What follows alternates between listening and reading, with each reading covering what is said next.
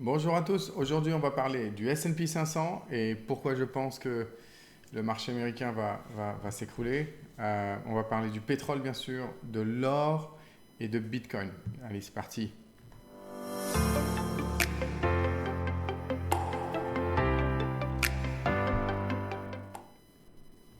Allez, c'est parti. On va commencer tout de suite avec le S&P 500. Alors, le S&P 500, qu'est-ce qui se passe? Ben, aujourd'hui, quand on regarde le S&P 500, on se met d'abord sur des bougies hebdomadaires pour avoir une vue d'ensemble. Ce qu'on remarque, c'est que, tu sais, à quelqu'un qui sait pas grand-chose, pas vous, hein, mais du coup, quelqu'un qui sait pas grand-chose, il se dit, bon, bah, ça monte, quoi, ça monte tout le temps, tout le temps, tout le temps, quoi. Et il aurait raison, sauf que il faut observer. Ce qu'il faut savoir commencer à observer, c'est les, les, les ronds, en fait, quand la courbe elle commence à faire le dos rond, comme ça, c'est jamais super positif. C'est jamais, jamais super positif. Donc en fait, ce qu'on peut faire tout de suite, c'est se dire, tiens, est-ce qu'il y a un canal parallèle, comme ça, en se disant, tiens, est-ce que... Et là, comme par magie, incroyable, il y a un canal parallèle. Alors c'est incroyable. Je crois même qu'il va jusque-là. Je crois même qu'il peut aller, voilà, jusque-là. Alors c'est incroyable. Et c'est ça la liste technique, c'est vraiment une histoire de probabilité. Et on s'aperçoit que à chaque fois que le S&P 500 il cogne sur le haut du canal, eh bien, il s'ensuit que on tombe. Donc tu vois, et c'est la même chose en bas du canal. Quand on tape en bas du canal, à un moment ou à un autre, eh bien, on remonte. Hein. Donc ça, c'est plutôt bien. Tu vois, à un moment ou à un autre, on remonte. Donc en fait, on va respecter la parallèle. Moi, c'est comme ça que je vois les choses. Et du coup, pour moi, eh bien, on va commencer... On a commencé déjà une descente. Une descente. Et c'est ça qui est super important. Donc on a une descente qui est en train de se confirmer de plus en plus. Et c'est normal, hein, on ne peut pas monter jusqu'au bout. Il faut qu'on corrige, d'accord? Il faut absolument qu'on corrige. Alors, le premier niveau où je me dirais, tiens, j'ai espoir ici, c'est à peu près à ce niveau-là, 6632. Pourquoi? Parce que c'est l'ancien plus haut du marché. D'accord? C'est plus haut historique. L'ancien plus haut historique, c'est en général, il y a une raison pourquoi il est à ce niveau-là. D'accord? Deuxième niveau, ben, c'est carrément sur le bas de la parallèle. Donc, suivant, est-ce qu'on arrive là? Est-ce qu'on arrive là? Est-ce qu'on arrive là? Je ne sais pas. Où est-ce qu'on en sera? Le temps, c'est toujours le truc, le timing, c'est toujours le truc le plus difficile à prédire. Mais la direction, elle est pour moi vraiment comme ça. D'accord. Donc voilà. Ça, c'est malheureusement, si l'économie américaine tombe, beaucoup de choses tombent avec l'économie américaine. On va parler de l'or d'abord. Alors, l'or, il y a une guerre en ce moment. Comment ça se fait? Comment ça se fait que l'or n'est pas en train d'exploser de partout? Parce que on sait que l'or, c'est vraiment pour les guerres. Alors, j'ai envie de dire oui, sauf que l'or, depuis là, l'or, eh ben, il a grimpé de 115%. D'accord? Depuis décembre 2024, c'est 115% l'or. L'or ne fait jamais ça. C'est en général, c'est tout doucement et gentiment. Donc les banques centrales du monde entier se sont mises sur l'or. D'accord? Donc ça, c'est un point qui est super important. Depuis la confiscation des avoirs russes, eh bien, les banques centrales du monde entier se sont dit, attends, attends, attends, ça peut nous arriver aussi un jour, on se met sur l'or. Et en plus, avec l'augmentation des conflits dans le monde, on a eu l'or qui a explosé parce que tu achètes des armements avec l'or. D'accord? Si les monnaies ne veulent pas grand-chose en termes de confiance, eh bien, c'est l'or qui va faire la différence. D'accord? Donc, où est-ce qu'on en est pour l'or? Aujourd'hui, ce que je vois, moi, pour l'or, c'est qu'on a euh, une espèce de trend line, une ligne de tendance. Comme ça, on lie les deux bouts, ça fait ligne de tendance. D'accord? Ok? Et ce qui est intéressant aussi, c'est que on a potentiellement alors je fais ça live, hein, c'est pas, j'avais pas préparé le truc, mais on a potentiellement une autre ligne de tendance comme ça, à moins que je puisse la faire comme ça et comme ça, je sais pas, oui, non, ouais. En tout cas, on a l'air d'avoir un espèce de triangle qui se forme. Alors, maintenant la question, elle est, est-ce que l'or va casser le triangle par le bas ou va casser le triangle par le haut? Car de toute façon, on va pas aller, on va pas aller tout droit, d'accord? On va pas aller horizontalement. Donc là, on a un truc qui s'appelle un bear flag, d'accord? Un bear flag, c'est en gros, c'est un drapeau à l'envers, d'accord? Et en général, les probabilités, elles disent que ça descend. Donc c'est ce côté-là qui a l'air de plus en plus quand je regarde ça, c'est aussi un bear flag dans un bear flag. Donc là, on a des chances pour que effectivement l'or redescende un petit peu. J'espère que ça ne va pas vous prendre par surprise. C'est pour ça qu'on fait ces vidéos-là. Alors, pour ceux qui ont envie d'acheter de l'or, ce n'est pas le bon moment maintenant, mais moi, je me laisserai potentiellement, je commencerai à accumuler de l'or autour de ça, d'accord? Autour de ça. Autour de 4500, je commencerai à accumuler de l'or. D'accord? Je vais la faire un tout petit peu plus gros, comme ça, voilà. Et en deuxième niveau, parce qu'après, je ne mettrai pas tout dans un seul niveau, en deuxième niveau, si je devais accumuler de l'or, ce serait ici, parce qu'on a effectivement de la résistance, on voit bien ici, c'est à 4358. Donc c'est assez intéressant. Et dans un scénario catastrophique pour l'or, ce que je pense pas, mais bon, on ne sait jamais, c'est ce niveau-là. On voit bien ici que autour des 3460, 5000, pardon, 3460, 3500, on a là ici, là si jamais ça arrivait ici, je mettrais la majorité de mon capital sur ce coup-là. D'accord? Donc historiquement, l'or a fait des grosses chutes de temps en temps de 50%. Hein. Il faut regarder les graphes, mais ça s'est déjà passé. D'accord? Alors, ça peut éventuellement faire peur. Hein, l'or en se disant, waouh, l'or chute, il y a une guerre, le pétrole augmente. Alors le pétrole, on va le voir tout de suite. Le S&P tombe.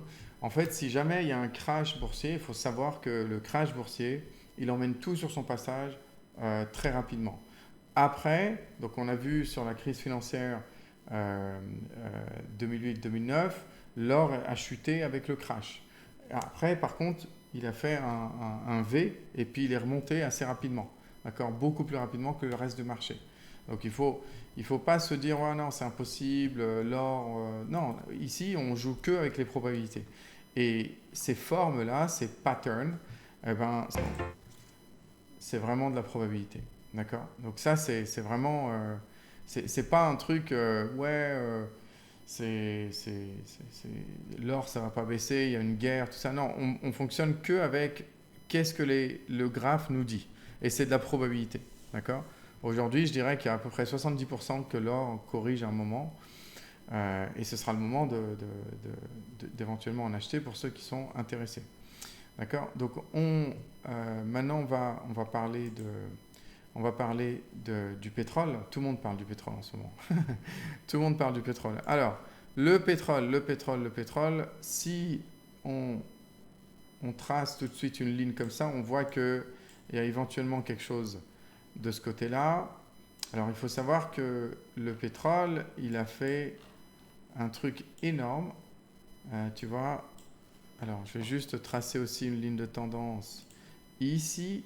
D'accord, voilà.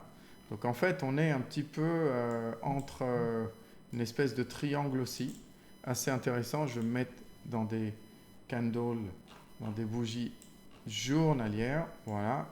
Et regardez ici, quand tout le monde croit que l'or va exploser, eh ben, on a eu ici, qu'est-ce qu'on a eu? C'est monté et énorme descente. Et ça, mes amis, en analyse technique, ça s'appelle un topping tail. Un topping tail, c'est bearish. C'est super bearish. Quand vous voyez ça, il est possible, d'après les probabilités, que ça monte à peu près jusqu'à 50%. Il est possible, des fois ça ne monte même pas, et que ça continue vers le bas. C'est une possibilité. D'accord? Je te parle de la bougie rouge ici. D'accord? Donc 50% de la hauteur de la bougie, il est possible que ça remonte ici. Tout le monde va croire que ça y est, c'est reparti. Et ça peut rechuter. Alors, pour que ce soit invalidé, il faut dépasser ce niveau-là sur le US Oil à 118 $, je crois. D'accord? Si on dépasse ça, là, on cherche vraiment à essayer d'attaquer le pétrole beaucoup plus haut. OK?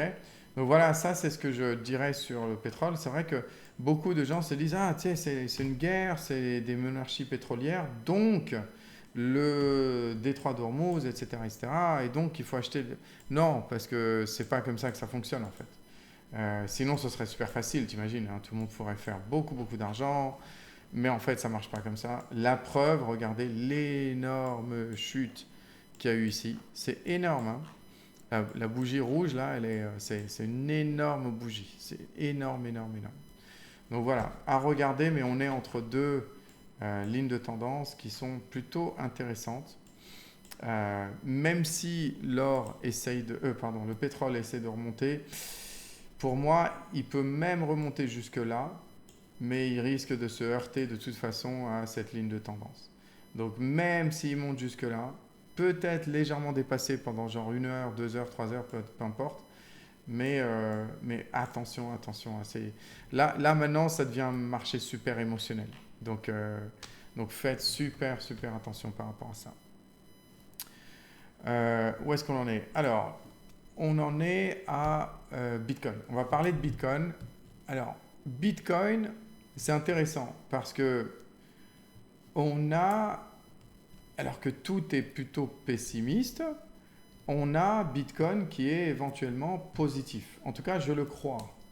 D'après les probabilités, je le crois. Alors, qu'est-ce qu'on fait avec ça? C'est qu'on se dit, bon, ça c'est la charte de Bitcoin, je vais le mettre en journalier d'abord. Hop, d'accord? En hebdomadaire, pardon. Et on a cette ligne jaune. Cette ligne jaune, c'est une grosse résistance ou un support, suivant quel côté on est. Donc, juste pour que vous sachiez, les amis, hein, quand on a une ligne de tendance, d'accord? Ici, hop, une ligne de tendance. Si vous êtes en dessous, le prix est en dessous et il monte comme ça, eh bien, la ligne de tendance, elle fait résistance, d'accord? Donc, en général, elle empêche le prix d'aller plus loin. Si vous êtes au-dessus, la ligne de tendance, elle fait support, d'accord? Donc, c'est pour ça qu'une ligne de tendance, ça peut être un support ou une résistance. Donc, la ligne jaune, d'accord, ici, elle est ici en résistance, ici en résistance, j'espère que vous voyez, d'accord? Et ici, elle est encore en résistance. Donc, le premier truc qu'on a envie de passer, c'est vraiment, vraiment cette ligne jaune. Alors, on commence à la passer, mais on n'y est pas encore.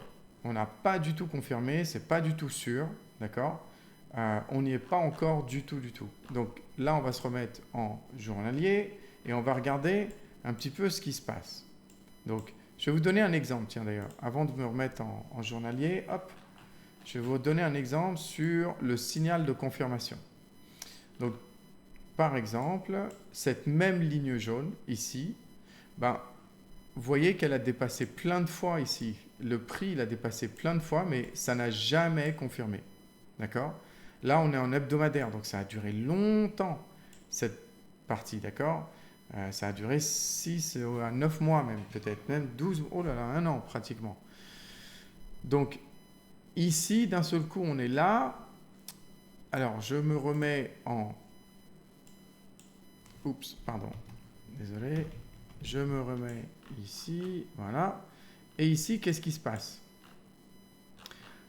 On a donc des fausses alertes, ça n'a pas confirmé, mais ici, regardez. Regardez ce qui se passe ici. On a, pour qu'un signal de confirmation se passe, pour qu'on ait vraiment une plus grande probabilité que ça y est, on a cassé la ligne de tendance jaune, Eh bien, il faut que la bougie ferme, donc une bougie verte ferme ici, une bougie rouge ferme en bas. Hein. Donc, elle a bien fermé au-dessus, et la bougie d'après, elle a fermé au-dessus de la mèche. D'accord? Bien comme il faut. Parfait. Et là, d'un seul coup, boum, boum, boum. Ouais, mais attends. Là, est-ce qu'on va confirmer en bas? Donc, la bougie dépasse, elle ferme là. Et ici, ça, c'est la mèche de la bougie du bas. Mais regardez ici, elle ne ferme pas en dessous de la mèche. Donc, elle n'a pas confirmé ici. Et bien, donc, on a eu le breakout. D'accord? Ici, on a confirmé. Donc, c'était le seul signal euh, qu'il fallait prendre en compte. D'accord? Parce qu'ici, on n'avait pas confirmé. Alors, maintenant, où est-ce qu'on en est? Où est-ce qu'on en est aujourd'hui avec Bitcoin? Où est-ce qu'on en est? Parce que c'est ça l'idée. Hein, c'est est-ce qu'on confirme, est-ce qu'on ne confirme pas? Vous voyez ici que même la grande bougie verte ici, elle n'avait pas confirmé. Pour pouvoir confirmer, il aurait fallu que la prochaine bougie ferme au-dessus de la mèche de celle qui a fermé au-dessus. D'accord? Donc il aurait fallu qu'on ferme au-dessus de 74,151 à peu près. D'accord? Eh bien ça ne s'est pas passé. Donc on n'a pas fermé. Et là on repart, on redépasse. Donc qu'est-ce qu'on surveille pour savoir si c'est vraiment parti ou pas? Là, la mèche elle est là. Donc le premier truc qu'on va devoir faire, c'est trouver une bougie qui va arriver aujourd'hui, demain, qui va fermer au-dessus de 71,6 à peu près, hein, 71,6 en dollars, 71 600 dollars. Si on arrive à trouver ça, la prochaine étape, ça va être le 74 151 dollars. Si on dépasse là, moi je pense, et qu'on confirme, moi je pense qu'on peut aller jusque soit 80 avant que ça retombe et que ça fasse de nouveau, ça reparte complètement à la baisse, ou alors maximum, ouais je dirais, hop, jusque là. Voilà. Donc entre 80 et 84, on va dire entre 80 et 85. Il y a aussi autre chose qu'il faut regarder, et c'est vraiment le dernier point, c'est que ici, attends, hop, voilà. Tu vois, ici, on a un truc à regarder, c'est vraiment cette ligne de tendance. Alors, cette ligne de tendance, tu vois qu'à chaque fois, ici, le prix, il n'a pas pu la passer, puis on est redescendu. Donc, regardez la descente ici à chaque fois. Donc, au croisement, par exemple, si on arrive à 80, mettons le 16 mars, on arrive à 80 et ça se croise, moi je sors. Moi j'ai vendu, je sors. J'essaye pas de me dire non, mais peut-être, non, il y aurait deux lignes de tendance. C'est une histoire de probabilité. C'est pas une histoire de, on regarde ce que la courbe fait et elle nous parle. Donc on n'essaye pas d'essayer d'espérer ou quoi que ce soit. Et c'est le but, hein. Ça va être le but. C'est de savoir ce qu'on fait. Donc même si on dépasse ici les 80, je veux voir ici qu'est-ce qu'on fait. Parce que pour moi, c'est cette ligne diagonale descendante qui va compter. D'accord? C'est là où éventuellement on sort. Alors, la mauvaise nouvelle, c'est que si Bitcoin n'arrive pas à passer toute cette résistance, eh bien, plus on attend et plus le maximum, ça va être de plus en plus bas, quoi. D'accord? Ça, c'est une histoire de probabilité, encore une fois. Rien ne dit qu'on ne peut pas passer cette ligne de tendance, mais voilà, c'est juste une histoire de probabilité. Voilà, les amis, je sais que c'est pas... on se dit, oh, on aimerait bien de bonnes nouvelles, mais je n'ai pas aujourd'hui quoi que ce soit où je me dis, ça, c'est un trade que je prendrais. D'accord? Mais en analysant les charts, je vais essayer de partager ça avec vous. J'espère que ça vous aide d'ailleurs. N'hésitez pas à me le dire en commentaire si vous apprenez des choses. je vais essayer de partager un petit peu des vidéos comme ça en expliquant un petit peu l'analyse technique, comment on arrive à mettre les, euh, les probabilités de notre côté, tout simplement. J'espère que ça vous aide. Et puis voilà, n'hésitez pas les amis, un like, un commentaire, c'est ma première vidéo sur cette chaîne. Donc n'hésitez pas du tout et on se dit à bientôt.